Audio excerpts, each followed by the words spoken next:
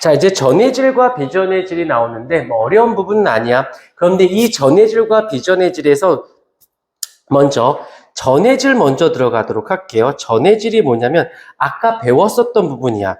뭐냐면 어떤 애들을 우리는 전해질이라고 하냐면 고체일 때는 전기를 통하지 않습니다. 그런데 아까쯤에 너무 즐거웠었나 봐. 갑자기 현타가 왔어. 수용액일 때는 전기를 통해요. 이러한 물질을 우리는 뭐라고 부르냐면 전해질이라고 하고, 대표적으로 누가 그래? 이온결합 물질들이 그렇지. 이온결합에 의해서 된 물질들이 대표적으로 이러합니다. 볼게요. 화학결합을 물에 녹으면 전류가 흐르는 전해질과, 근데 비전해질은 뭐야? 비전해질은 뭐냐면 얘는 물에 녹잖아? 그러면 얘가 어떻게 돼? 이온으로 됩니다. 그래서 전류가 흐르게 되는 것을 말하는데 얘는 물에 녹아. 네.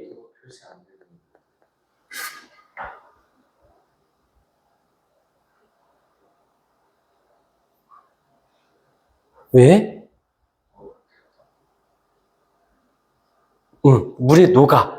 그런데 녹긴 녹았는데 얘가 이온화, 양이온과 음이온으로 이온화는 되지 않으면 우린 비전해질이라는 말을 씁니다. 그래서 대표적으로 얘는 누가 그러냐면 이온결합에 의해서 된 물질들이 그렇고, 얘는 공유결합을 했어. 그런데 공유결합을 한 물질 중에서도 극성인 아이들, 그러니까 여기서 조금 어려운데 공유결합을 하기는 했는데 물에 녹는 애가 있고 녹지 않는 애가 있거든. 그 중에 물에 녹는 아이들이야. 물에 녹기는 녹았는데 이온이 되지는 않았기 때문에 얘는 비전해질, 이런 말을 많이 씁니다. 그래서 여기서 보시게 되면은 소금, 황산, 질산, 나트륨 전해질이고, 설탕, 알코올들은 공유결합 물질들이에요. 그래서 이온이 되지 않기 때문에 비전해질이라고 얘기를 하는 것이고, 그 다음 밑에 것도 또 가볍게 편하게 볼 수 있는 건 강한 전해질, 약한 전해질. 그러면 이 말 뜻이 뭘까? 지금 여기서 전해질이려면 뭐가 돼야 돼? 이온화가 돼야 돼요. 그래야 이온이 돼서 이동할 수 있으니까, 그래야 전기를 통하니까. 그럼 강한 전해질이라는 것은, 자, 여기서 얘를 이렇게 정리할 수 있어요. 바로 무엇으로 정리할 수 있냐면, 이온화가 되면 우리가 전해질, 이온화가 되지 않으면 비전해질이라고 한다면, 강한 전해질이라는 것은 말 그대로 이온화가 되어지는 정도가, 이온화가 되어지는 정도가 어때? 크면 강한 전해질, 약한 전해질은 이온화가 되어지는 정도, 이온화도가 어떠하다? 작은 경우를 분류해서 볼 수 있다라는 거. 얘기하지만 이 이온화도는 앞쪽에서 이온화도라는 용어가 나왔었어요. 나왔기 때문에 여기 쓸 수 있습니다. 근데 통합과학에서는 안 나왔던 이니까 약간 심하라고 좀 깊이 들어왔어 라고 하지만, 여기선 이온화도라는 개념이 언급됐기 때문에 터치를 할 수 있다라는 거.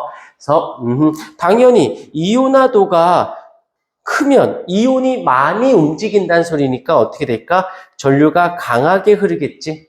뭐 요 정도 잡아주시면 되어질 듯 싶어요. 그래서 강한 전해질의 대표적인 물질은 여기서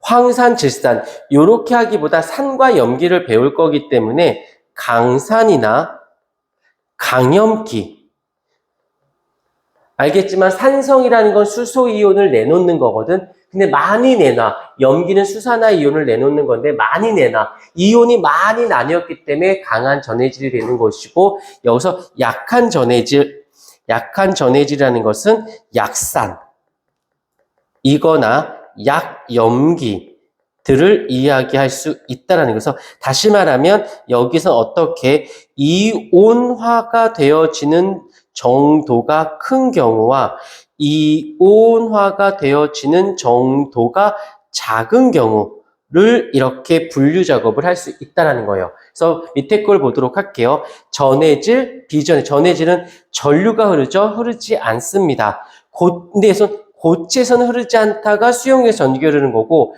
얘는 고체건 액체건 다 전기 통하지 않는 거. 그래서 얘는 공유결합 물질들, 얘는 이온결합 물질들이라고 보신다면 조금 더 편리하게 잡아낼 수가 있습니다.